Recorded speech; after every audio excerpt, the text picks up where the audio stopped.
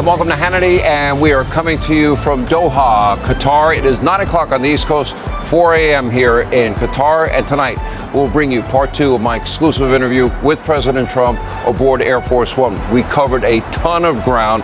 It went on for nearly 50 minutes. All of that, part two, coming up. You don't want to miss it. But first, another historic day for the United States of America. President Trump began the day with more high-level meetings in Saudi Arabia, including one with the president of Syria.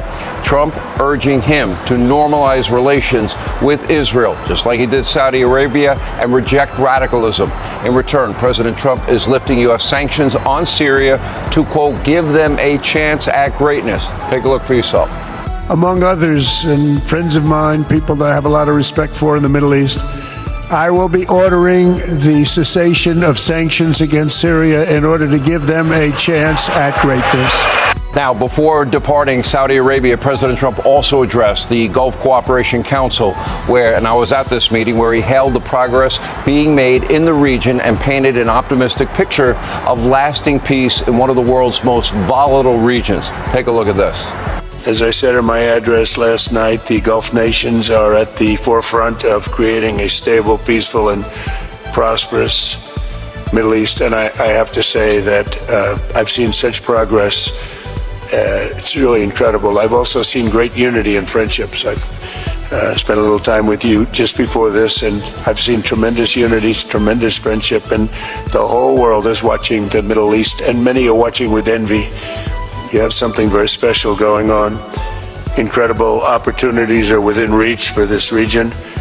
If we can simply stop the aggression from a small group of pretty bad actors. I especially want to thank and congratulate the United Arab Emirates and Bahrain for their vision and courage in signing the historic Abraham Accords. I hope that in the near future we can continue that progress. We have a mandate from the American people, the likes of which people haven't seen for 129 years. They say it was the most consequential election in America in 129 years. Now, the president even expressed a willingness to make a deal with Iran, but he issued a very strong warning, demanding an end to Iran's proxy wars and their unyielding sponsorship of terror around the entire world, the number one state sponsor of terror. Take a look. I want to make a deal with Iran. I want to do something if it's possible. But for that to happen, it must stop sponsoring terror, halt its bloody proxy wars, and permanently and verifiably cease its pursuit of nuclear weapons. They cannot have a nuclear weapon.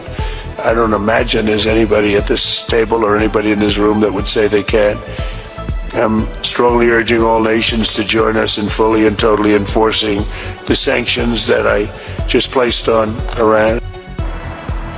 The president, he has been very clear over and over and over again that Iran will never have nuclear weapons or the enrichment of uranium. That must stop. He's been clear on that. Everything must be verifiable. He's also been clear. Nobody wants military strikes. Nobody. However, the world's number one state sponsor of terrorism, coupled with their evil and extreme ideology, puts the entire region and world at risk. So President Trump is being very clear that will not happen on his watch. Now, make no mistake, there has been no bigger champion of peace in Europe, peace in the Middle East, than President Donald Trump. Bottom line, a peaceful Middle East is good for America. It is good for the region where we are. It is good for the entire world. This is not just good for our national security, but also our economy will benefit greatly. This brings to us some massive news from right here in Qatar earlier today.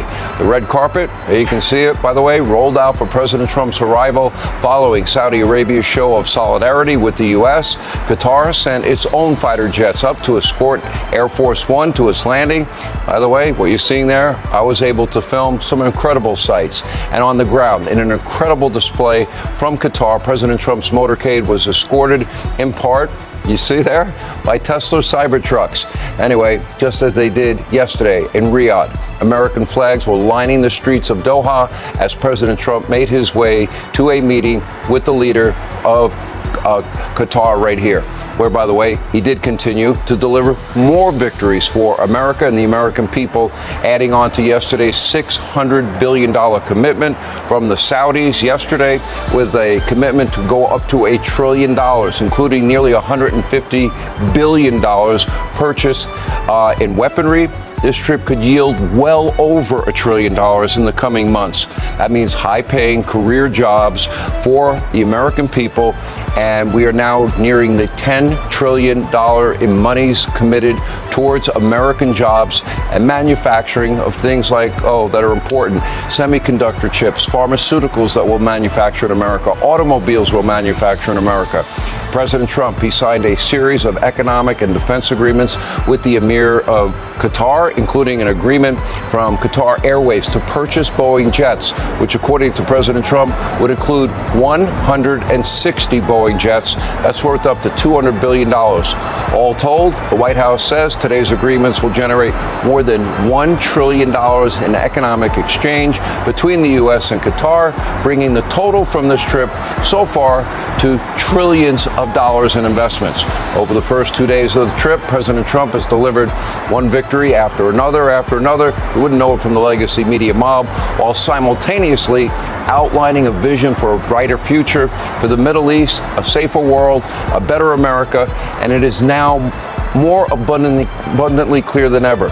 In order to counter Iran, the Middle East has to go all in on Donald Trump and the United States and buy into peace, reject radicalism, don't turn a blind eye to radicalism, embrace the relationship